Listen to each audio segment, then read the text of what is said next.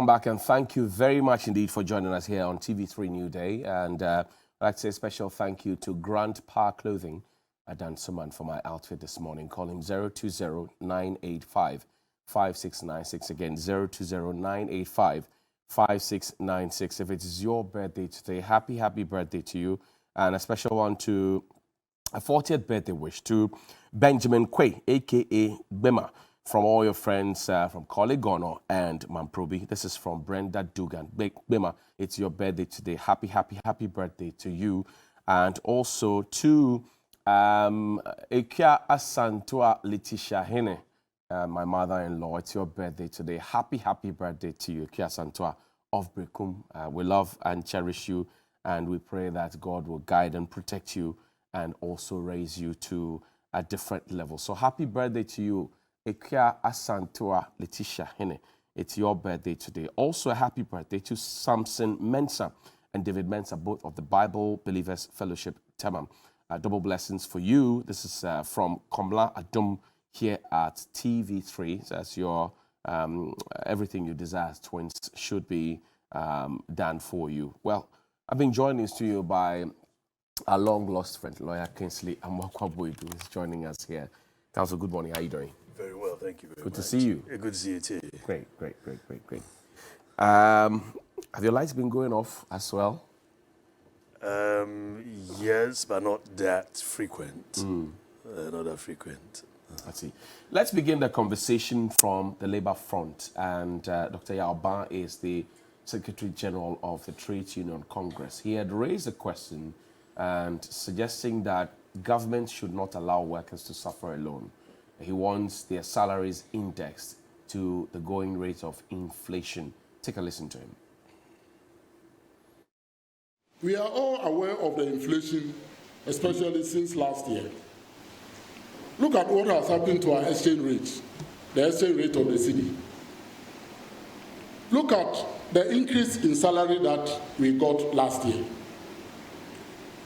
These three, inflation, exchange rate, and the low rate of pay increase, have combined to really rape us of all what we have gained in the last several years. And this is the time to address that. We expect government to do what governments do. If there is inflation, what should government do? Government should protect income by indexing our salaries to the inflation. If that doesn't happen, we should make it happen. What should the employers do? They should index our pay to the inflation, because employers, they change the prices of their goods. So the effects of inflation doesn't affect them the way it affects us. Therefore, we should get our salaries indexed. We will negotiate effectively this year. And that one, I want to assure you that I will lead that negotiation.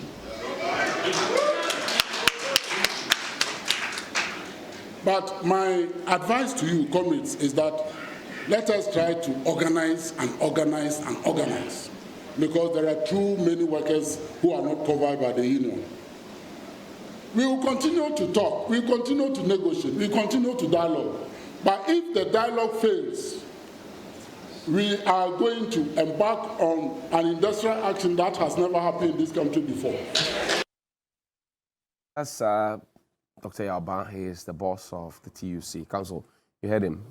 He's already threatening that if you don't do something about it. And, for example, he mentions that in 2021, July 2021, when they were at the negotiation table looking at salaries and wages for 2021-2022 year, inflation then was about around 9% on the average. Now it's gone past 90% on the average. So he wants the indexing done properly. What do you say? It's a dicey issue. It's a dicey issue in the sense that when you go to buy something, you feel the pinch, you feel the effect of inflation, and you feel the inadequacies of your purchasing power, reference to how it used to be last year.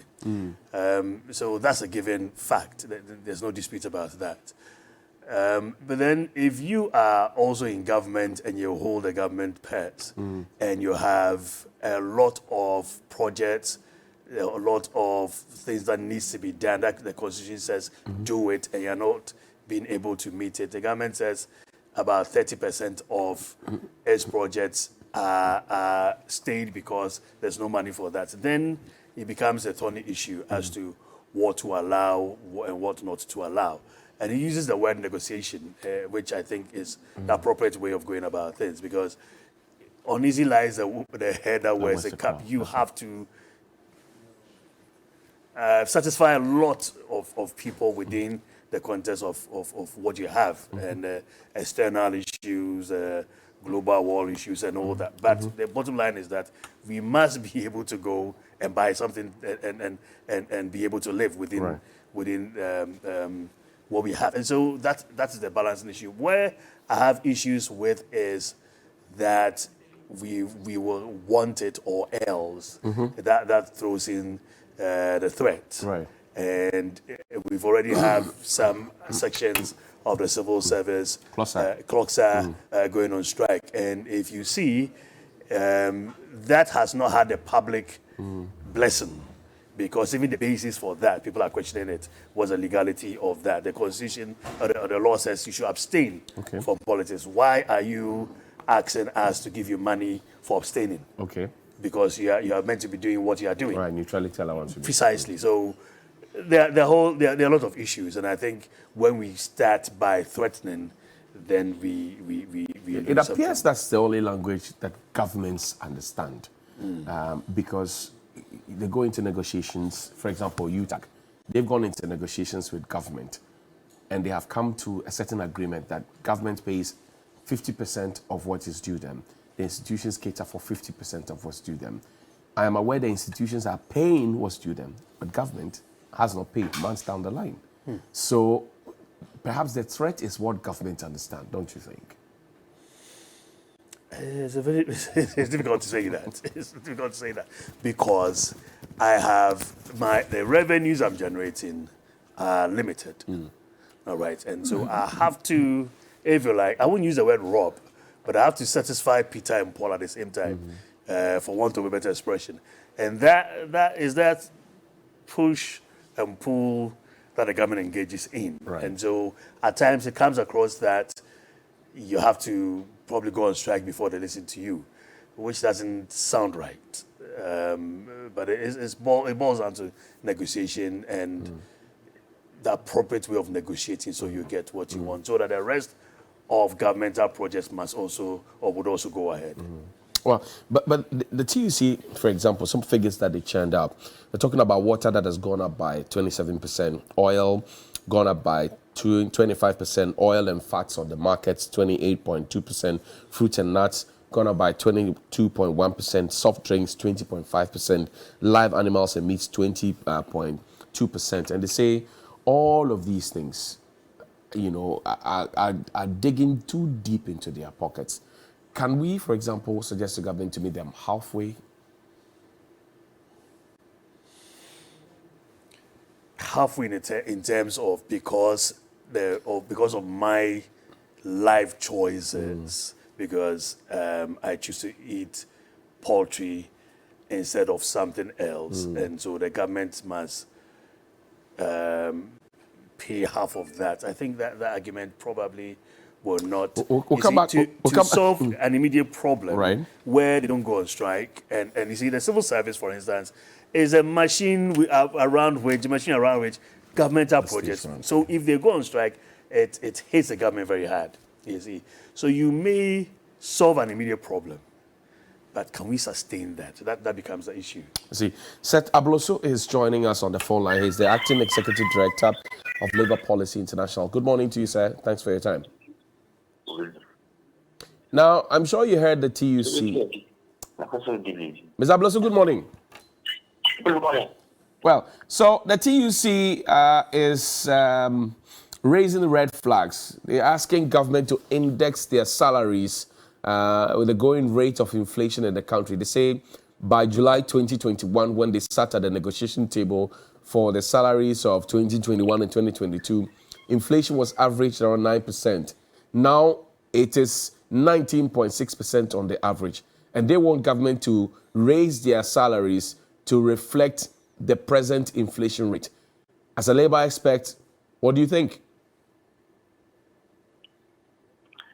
Thank you.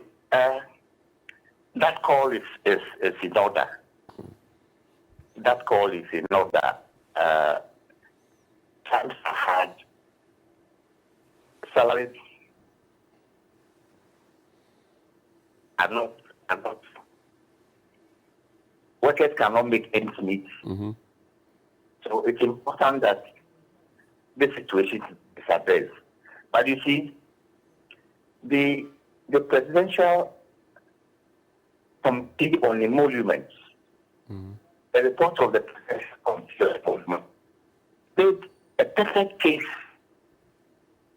for dealing with salaries in the public sector. It in fact asked government to take urgent steps to deal with the disparities in the public sector.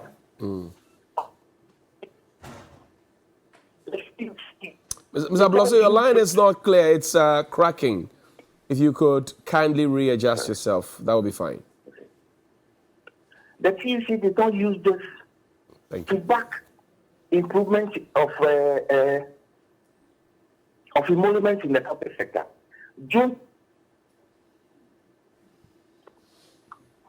Hello, sir. Well, Yes. you would have to raise Mr. Blosso for me again. I think that the line is not favoring him. But he's touched on a certain council. He's talking about the fact that we say there's no money. We say we cannot give workers what they're asking for. But he raises the question of ex gratia, for example, which has been approved, and you should see the figures. Recently, there was news about some allowances that bosses of state-owned enterprises are taking, even though they are declaring losses. And there's grave concern within the public space. Is it not then a justifiable position that if you're asking me to sacrifice because we don't have enough, I should see you also to be sacrificing? I agree with that. I agree with that. It has to be a holistic discussion. For instance, you made reference to some of the state-owned enterprises which are not making profit. Right. Some of them are not making profits because their services they're providing for the price are determined. So, for instance, if you're providing water, the price of water to some of the communities are determined by the PURC. And so, probably, if it was providing that at a commercial rate, they probably would have made money, probably. So we cannot say because they are not making profit, they should not earn that much. But then again, you need to justify why you should be paid, all right? And then it should cut across. And so I agree with the position that we should review all those allowances and salaries and make sure that it cuts across. Otherwise, today you are solving CLOSAC's problem, you're trying to solve CLOSAC's problem. Another unit of the public service will come out and another. And then that was the reason why we brought in the single spine, for instance. And it means that we haven't really dealt with disparities between salaries. So we should have a proper look at the holistic look at that and so. But for example, this neutrality allowance, I mean, the name has been problematic. That schools have thought that government perhaps threw out that neutrality allowance nomenclature to, if you will, court public disaffection for the workers.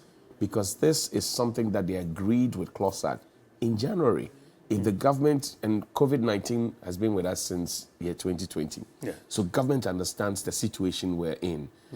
If they weren't capable or able to pay, why did they commit to that first? In a way, I would fault the government on that because if you listen to the Deputy Finance Minister, they agreed to that in January. Then in February, they reviewed the budget. Right. And it wasn't captured. I think there was some lapse in that sense. All right. But let's not discuss that in the sense of they want, and so they must have. Let's discuss that in a sense that this is the government's basket. What can it be used for within the interim? But you side with them. So that if it does something and it goes forward, it can be sustained. Remember that the salaries and allowances, they don't ever scale down. So it should be something that can be sustained over a period of time. But there were considerations and acceptance. Precisely. So, Precisely. But so then, we have a contract. We have a deal. No, you cannot have. You have a deal with government. We have a Government came deal, to the yes, table. but you cannot talk about that in the sense of a contract. All right? Yeah, because then all the elements are not there. I'll come back to you. Sorry about that. Let's connect with Seth because his line is better now. Seth Abloso is the acting executive director of the Labour Policy International. Good morning to you, and thank you one more time for your time. Thank you for having me. So you were suggesting that the issues of ex gratia, for example, which has recently been approved, is enough reason for the workers to also exact their pound of flesh. Is that it? Hello, sir. In all this, workers need to negotiate. Hello? Yes, you're live on air, sir. Workers need to negotiate. But a case was made authoritatively by the Professor Bedu Committee on emolument in its report in June 2020. When you check the executive summary, it urged government to spare no effort at reducing the wide gap between the highest and the lowest paid public servants in the country. And he went on to say that the goal must be that salary earned by every worker should enable him or her to live in dignity. That is the crux of the matter. Every salary you earn should enable you to live in dignity. Because you see, if you look back at the NPP's 2016 manifesto, it promised a living wage for this country, for workers. Right. A living wage. And the living wage is more improved than a minimum wage. But government has not addressed the situation of not honoring that promise. And you see, when you have a manifesto and you are elected into office, that manifesto becomes a covenant between you and the people. So one will ask, where is the living wage? But report in 2020, I'm sad to observe that as far back as 2020, June 2020, such a strong recommendation has been made to government. And nothing has been done about it. Nothing whatsoever. And Labour knows about this. Organized Labour knows about this recommendation. One would ask, what have they done about it? So now if they are looking at, fine. But we need to have constructive engagement in these matters. There's a school of thought that suggests that we should rather look at a holistic solution, not the piecemeal approach, knee-jerk reactions. Institution A or Unit A goes on strike, we put them in a room and we agree something with them, and then another arm of the labor front goes out on strike, and then we keep engaging them and agreeing to a piecemeal solution. What do you say to that? Oh yes, there's the need for a wholesale consideration of emoluments, salaries and emoluments generally in this country. And this is what the Professor Bedu Committee recommended and strongly urged government to address that, to end the yawning gap between the lowest paid and the highest paid public servants in the country. But anything like that. So that is why we are having recurrent agitations for improvement in emoluments generally. Is it your view, sir, that the government is doing what is right in the eyes of the workers in order to win their trust? Because they have raised questions about the fact that if you say there's no money, some have said the president is still flying his private jets.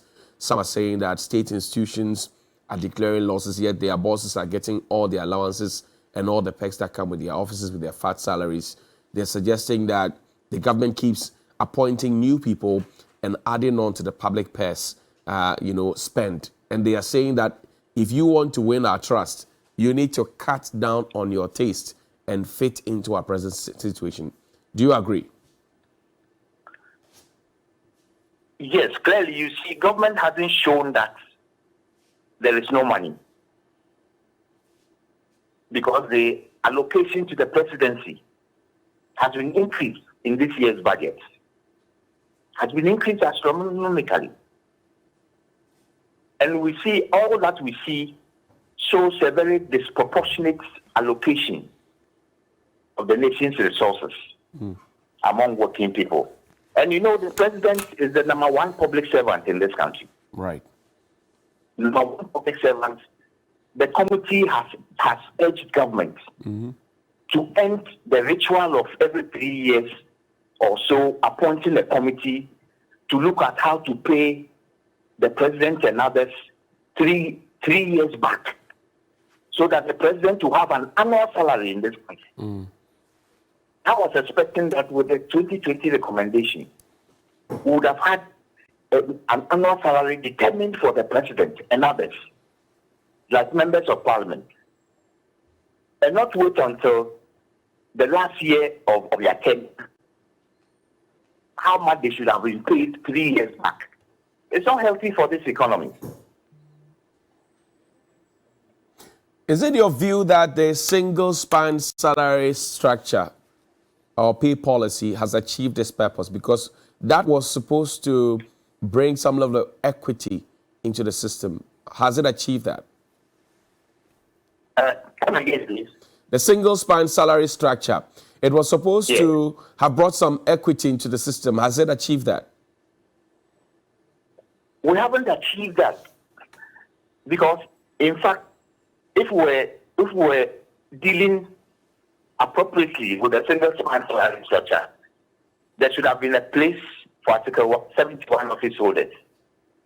Then we have really maintained. Okay. But as it stands now, everything has been thrown out of gear.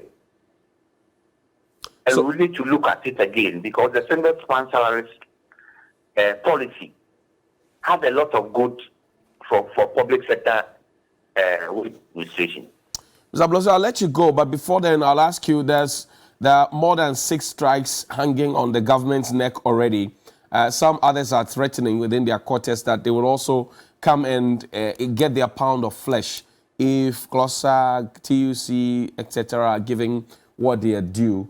What should government do or think about now going forward?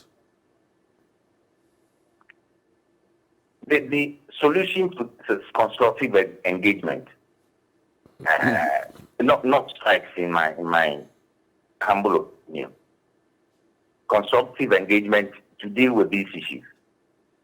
But the government must give priority attention to these matters, because workers are not working and living in dignity. The same applies to pensioners. It's a sad situation on the labor front. And persons are working for this country, and they must be duly recognized while they are at work and when they are on retirement. Yes. Okay. Thank you very much, Mr. Seth Abloso. He is an acting executive director of the Labour Policy International. Grateful that we could have you here. Council, you heard him. This is the Labour expert speaking. He agrees with you to a large extent. Yes. I also agree with him to a large extent. I think let's not hedge the need for enhanced emoluments on the fact that government has said this, or when they were in the position where they're about to come, they said this and that. Then it becomes too political. The fact of the matter is that when I go to buy something, I feel the pinch. So how do we solve that? Right. That's one. And two, let's not compartmentalize those who need, because when you solve this problem, this will come. And this person will say that you gave this percentage to this person, so you need to review mine, and it will be a never-ending thing. That's right. And then the moment the several parties would have done it this way, done it that way, then it get lost and a political argument. But the bottom line is that the worker needs to live in some comfortable, must have some comfortable life. Now, if we say the word used was, I've forgotten the word used, that Equity? no, not equity. So we said minimum wage. Right. Living wage. Yeah, living wage. And then I think the It word says living wage is better than minimum wage. precisely. But then there's another word used. You live in dignity. That's right. That becomes subjective. How is that so? That becomes subjective in the sense that my sense of what is dignified to me may be different from yours. Right. And it may not be in consonance with what we have, the revenue government has been able to generate. It's not in consonance with So for example, the percentage of the wage, in reference to the revenue. We hear it's going beyond, is it 70% or That's so? right. Yeah, and so these are realistic issues we have to look at.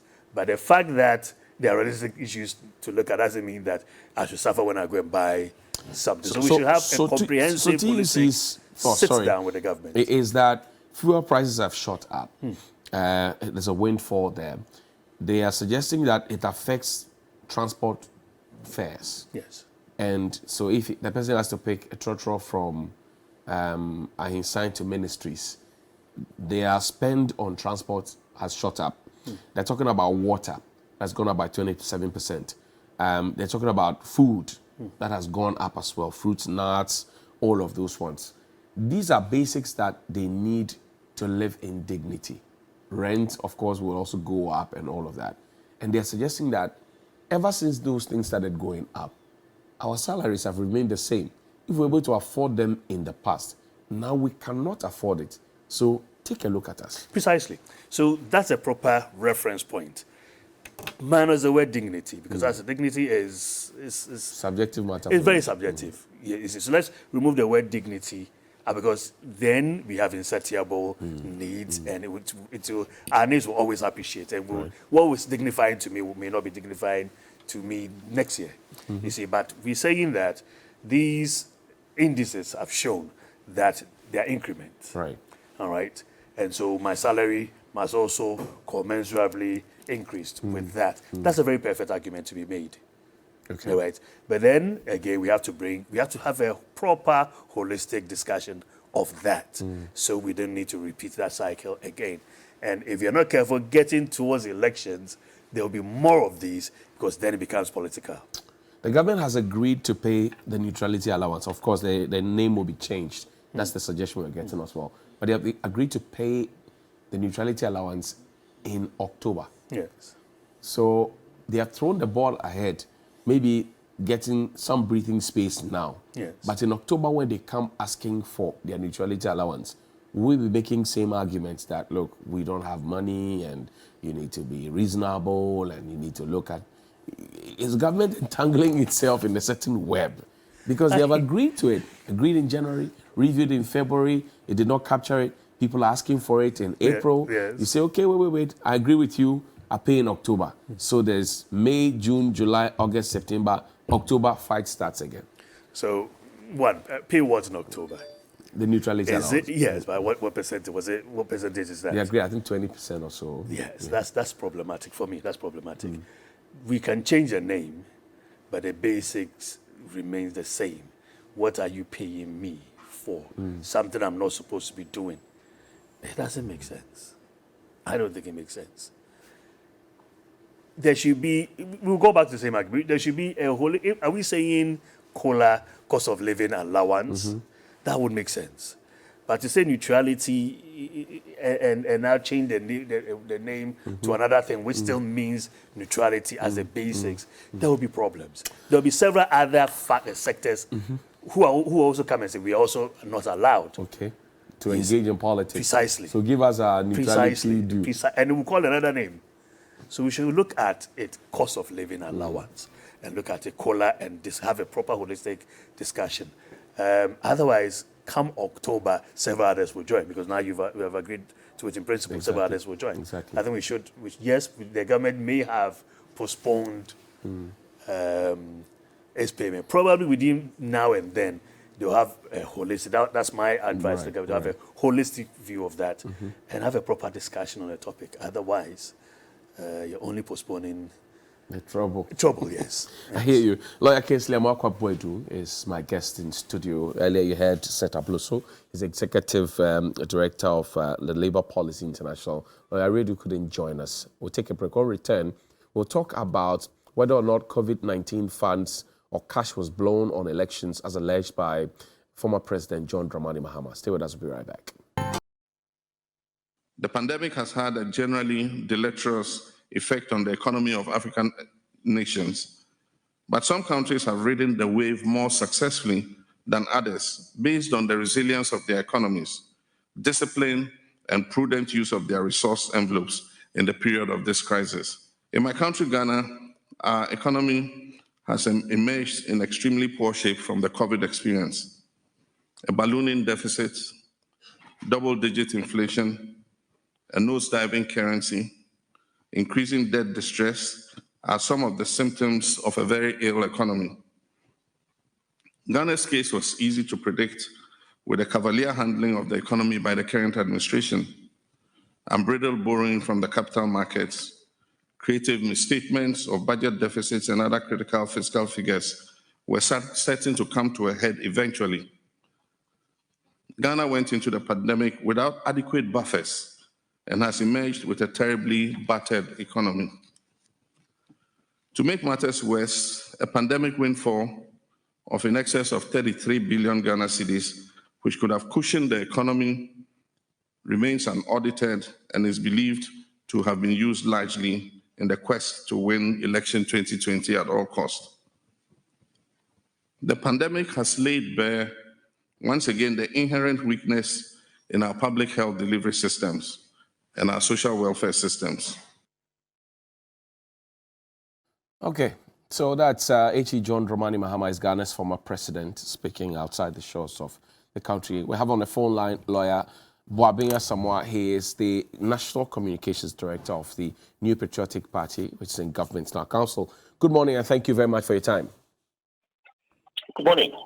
So I'm sure you heard President Mahama. He's been saying that our economy was in a bad way, it was terrible, we didn't have buffers, we were hit like a thunderbolt, and most importantly, we have mismanaged the windfall of 33 billion Ghana cedis, which could have been used to cushion the people, and that still remains unaudited. What do you say?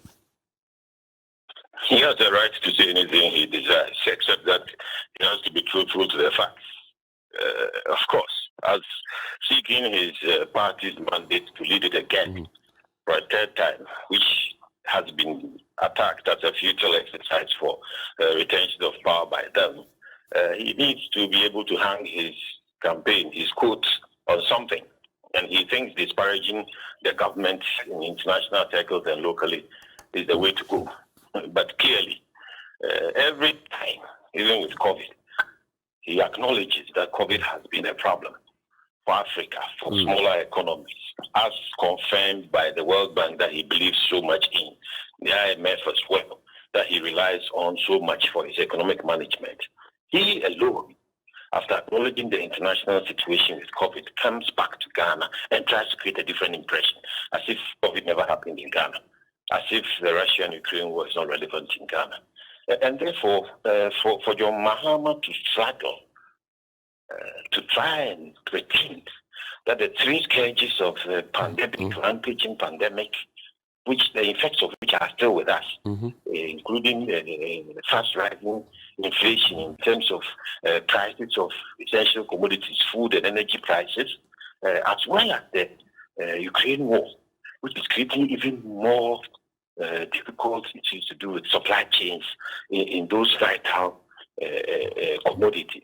For him to pretend that those things are not happening to Ghana, and that whatever is happening in Ghana predated those issues, and therefore we must cut out that and look at near Ghanaian economy in isolation by itself. Clearly, it is disingenuous, it is not honest, and it defeats the purpose for which he's aiming at, which is to tag the government as mismanaging itself. Bobby, the government hasn't mismanaged itself. Sorry, The government has not mismanaged itself. Right. Is there a reason the 33 billion figure he's quoting has not been audited as yet? That's the claim he's making. Why is he quoting 33 billion and insisting on quoting 33 billion? That's what I'm saying, that he's being mischievous and he's hanging his quote on something to create the impression that the Ghanaian economy has been mismanaged. It has not. The World Bank, the entire world, especially the rest of the world, lauded Ghana's management COVID. Were consistently mentioned in the top 6 countries as far as COVID performance is concerned. Our economy did not sink below 0. We were at 0.4 amongst the top 30 countries which were able to maintain positive growth in spite of COVID.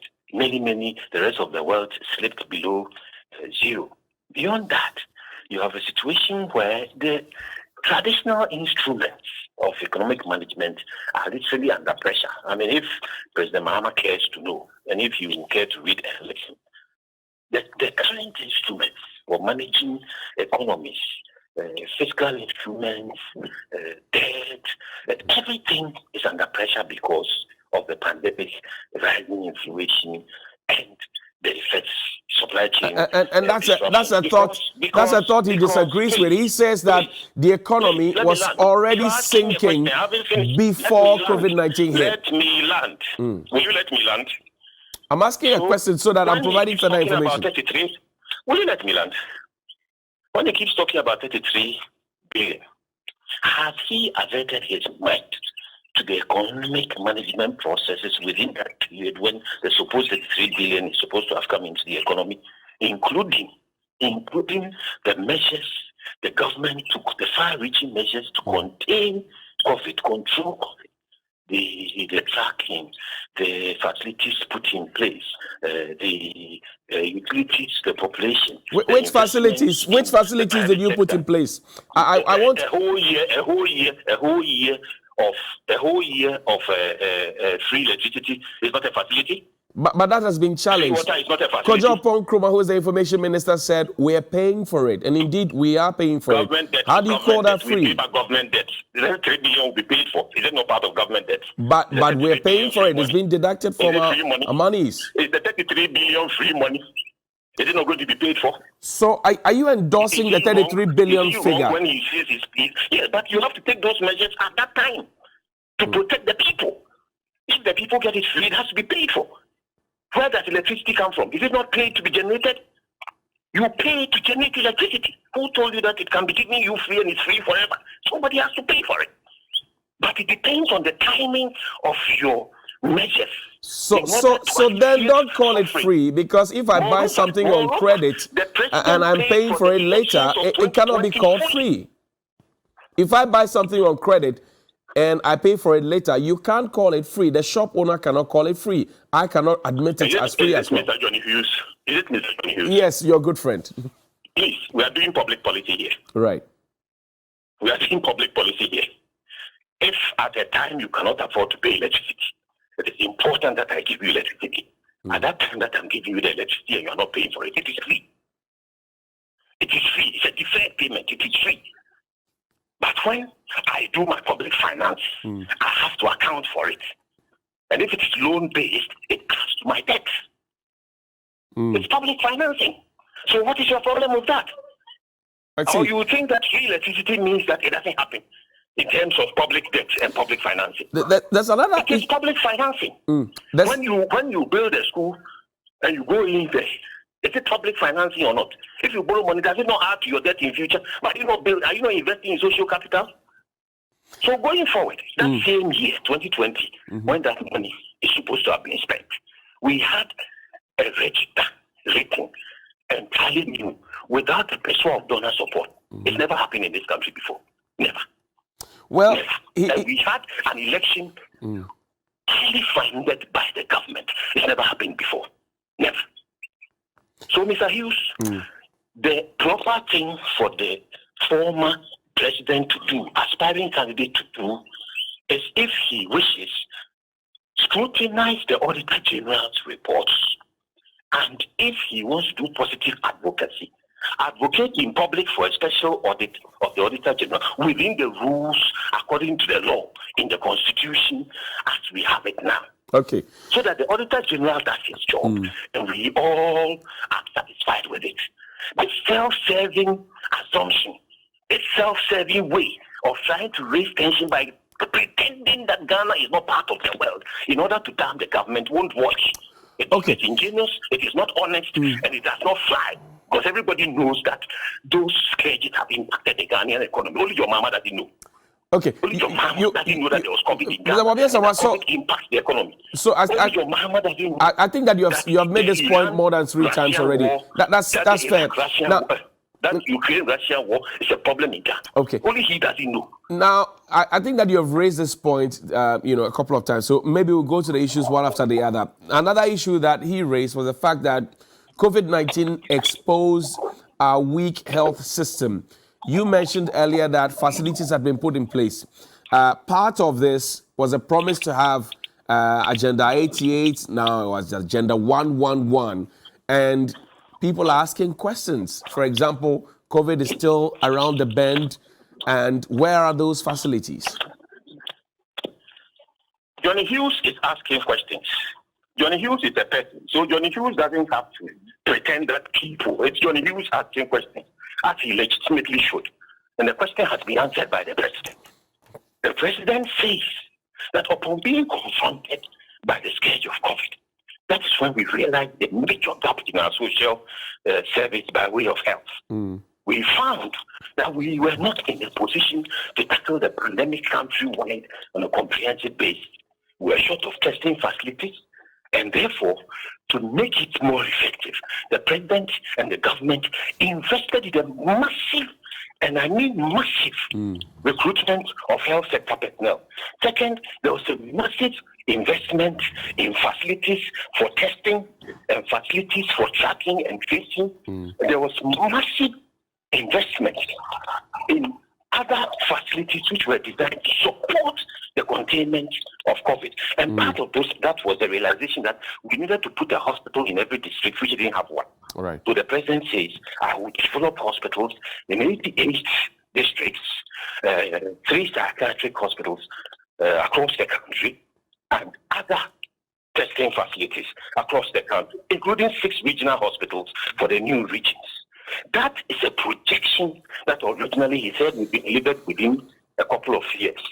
But now he comes to tell us that financing, given the impact of the ongoing scourge and the supply chain disruptions, which means that there is still continuing uncertainty in international financial patterns, we are unable to complete those projects on time.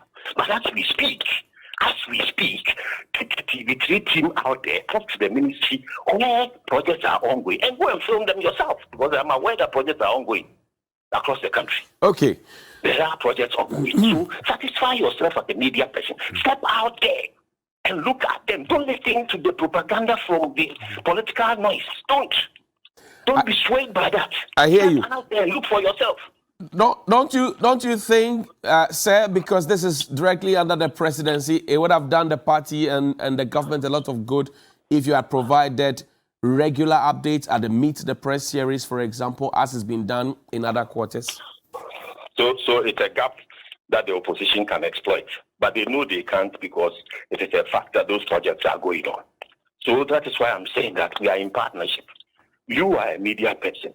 You are the fourth estate as established by the Constitution. When you have doubt, don't rely on the efficiency of the opposition only. Go down to the ground and satisfy yourself. You have every right to question the incumbent government, the appropriate sectoral ministry on what is happening. Not necessarily just engaging the political party. The political I hear party, you. all right, which is in charge. But you can always, just like you suggested, that the health ministry should be engaging regularly. I take that on board. You should also, as part of your qualitative journalism, because you have a slot where you come in and lambast government programs without confirming or denying what or not those. And you haven't seen that. I mentioned, for example, the Gushego Hospital in Agenda 111. Mr. Wabiasawa, hold on. You haven't seen on Johnny's Bar, that's what you're referring to, that I had given an update on the Gushegu Government Hospital. I'm saying that Yes, if the government thought it worthy to campaign with Agenda 111, I think that its government should also be talking about the shotgun. You're telling us where the gun was fired. I'm saying that it's on the road. You can go out there, add another dimension to your journalism.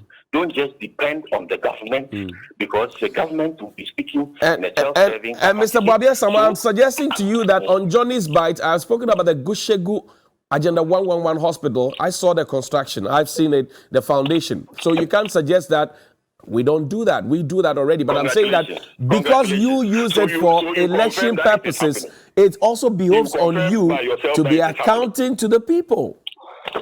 Yes, and it is said that you confess now that it is happening. But you need to account to the people. That's your job. That's your job as communications director, is that not? You campaign with it.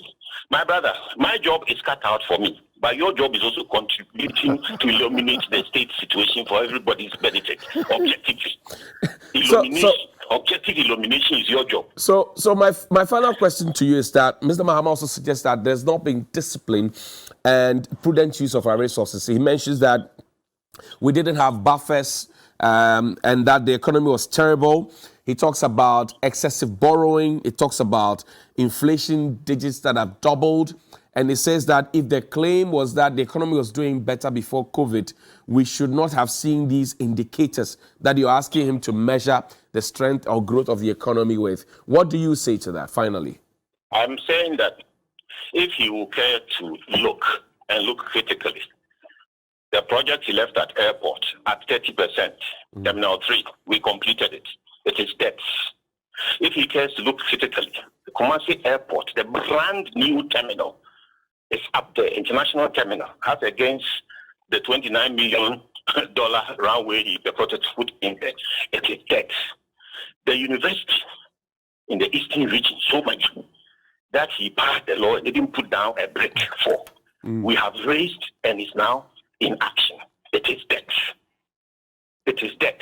The nearly 400 million euros that we have invested in the TVET sector to change the nation's skill mix and move our people, our young people, towards the new economy so that we can begin to participate effectively in value addition and retain jobs and forex in Ghana and even export for more forex is there. And most of those investments are debt. The water systems we are putting in, they are there and they are debt.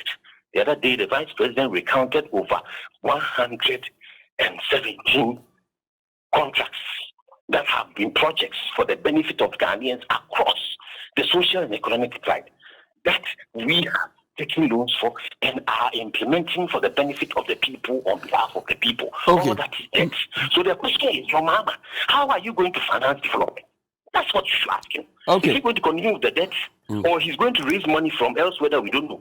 Because if you go to the IMF as he plans to do, the IMF will not fund your capital projects. The IMF will not fund your ambulances. The IMF will not fund the recruitment of nurses. The IMF will not fund the recruitment of teachers. The IMF will not maintain energy stability as we have because they will not fund the cost of infrastructure to sustain the energy. All that we are doing, anything that we do in terms of infrastructure ends up being debt because we don't generate enough. And the consequences. How he's going to fund infrastructure in the country. And the consequences of that borrowing is on the future. So John, for example, says here, it says, using Mr. Boabia Samuel's logic, can I confidently say that the monies given to Ghana to fight this so-called COVID-19 is also free because at the time it was given to us, we didn't have it? That's what he's suggesting. What do you say? Is using your logic. So COVID is so-called. Of course, it's not free money. By the time it was to us, it had all the concessionary and strategic needs of the international community embedded in it. The IMF and the World Bank responded quickly to the crisis, unlike the NDC, who put in place the technical. So at the time we got it, was it free or not? The IMF, going by your water and electricity analysis. Sorry, sir. They responded to the crisis of the time timelessly. Sorry, Mr. Boabia Samuel. You must have time. You must be prepared to listen to the answers. Sorry, you have it all your way. Sorry, YB. I'm asking you a question. You're drawing in. Sorry, YB, you're you drawing. Have it all your way. Sorry, YB, you're drawing you can't have it your way. Sorry, YB, Your Mahama has no solution. Sorry, YB, that's not the question I'm asking you. No solution to our infrastructure challenge. Sorry, YB. Sorry, YB. And it is still damaging our economy. Sorry, YB. Sorry, YB. But you are not answering the question. You are only drawing in John Mahama and NDC. The question is based on your principle and logic that because government gave us water and electricity at some point and we didn't have to pay for it immediately, then we can capture it or name it as free. John is also asking you that if he goes by that logic, then all the monies we got from IMF, World Bank, whatever it is at the time to fight COVID, which we didn't have to pay for immediately, would you consider those monies also as free? Has nothing to do with John Mahama or NDC. It's warped logic that he's trying to impose on us. What about capitation grants? So if we borrow money to put in capitation grants, do we pay back? Don't we? And at the time we are giving the capitation grants, do we experience to pay it back? Don't we deduct it from tax and pay it later? It's warped logic. I hear you. From there. Listen, John Hughes. We have a major challenge as a government and as a country. The challenge is how we fund our infrastructure to give it a base to leapfrog into the future. We do not generate enough internally to fund infrastructure across the social and economic divides. We don't. So we end up borrowing, including even for generation of water. We borrow to set up water systems, drinking water. We borrow to set up schools. We borrow to set up hospitals. We borrow to fund roads. Question is, how sustainable is that? We have come to the point where we realize it's not sustainable. So where do we go from there? No aspiring head of state will be credible in today's context if he only comes to complain and tell you what is wrong without telling you what he can do. John Mahama hasn't told us how he's going to fund infrastructure. We are in it.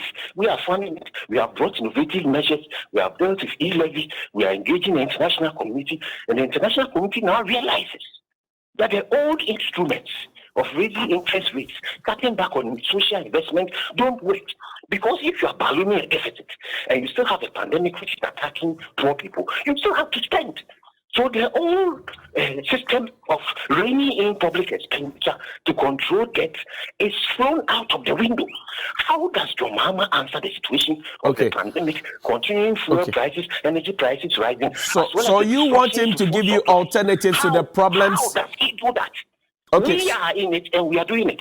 You are solving it. He should stop complaining about what he pretends to assume, which is that but the people say they can't see what you say you are solving. And begin to tell us about what he will do. Because COVID exists. But why do you have 2 more years to go? The people say the solutions you are talking about, they are not seeing those solutions as tangible. Our solutions are there because that is why the IMF and World Bank, which John Mahama believes in so much, have tabled us as one of the fastest growing economies, including Bloomberg. We are going to grow at nearly 5.8 percentage points, rebounding faster than many economies in the world after HIP. Unless you are telling me that those figures don't matter. I hear you. When it matters, we use them. But when it doesn't matter, we don't use them. It doesn't reflect in people's pockets. That's the next thing you are going to say. Then, if the economy wasn't resilient, if the economy wasn't strong fundamentally, we wouldn't be able to bounce back. That is why the lights are still on. We have such a powerful economy that we are able to keep energy supplies going and we keep your lights on. We are not letting you use a generator to damage your business and to increase the cost of your business. We only are the lights on. Why did my light went off yesterday? My light went off yesterday. My light went off yesterday, but we'll talk. Thank you very much for your time. My light went off yesterday, not like the 5 years of John Mahama where it was off every day. I hear you. I'll see you soon. This is once in a while. That is why we are still keeping our children in school, paying for children to stay in school, paying teachers to teach them. That is why we are still laying asphalt across the country. I hear you. Because we have a resilient economy, and that economy is taking care of people. Thank you very much indeed. Yababia Samoa is the National Communications Director of the NPP. YB, we'll meet around the bend. Enjoy yourself. We'll see you later. Council.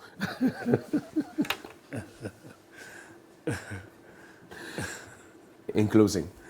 Yes, in closing, on this topic about the 33 billion and what President Mahama, or former President Mahama said, I have issues with the venue where he said Where that. he said it. I don't think that did any good to Ghana.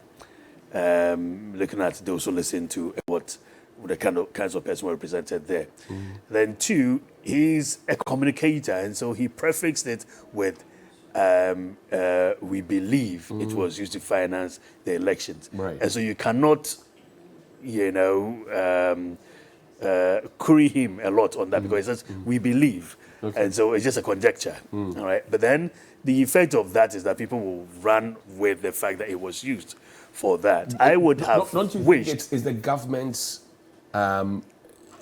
inability at this point to audit and account for the funds, which is what is bringing up this conjecture? I think so. I think there has to be some form of audit, some form of accounting to the people what came in, because even the question of whether it was 33 billion has not been answered, right?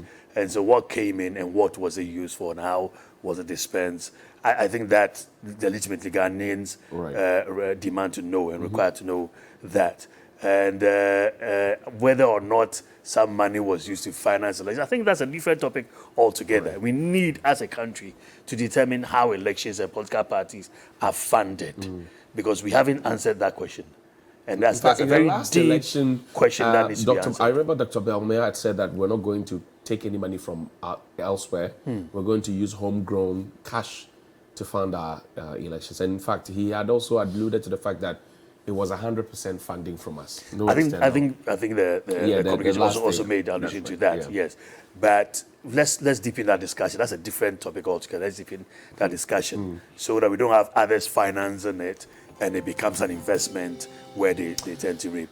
I hear you. Lawyer Kingsley Amoakwa Boydu has been my guest in studio. Thank you very much, Counsel. Thank you very much. Court this morning. I have court, yes. I wish you all the best. Thank you very much. And also, Lawyer Boabia Samwa joined us on the phone. He's the Communications Director of the NPP.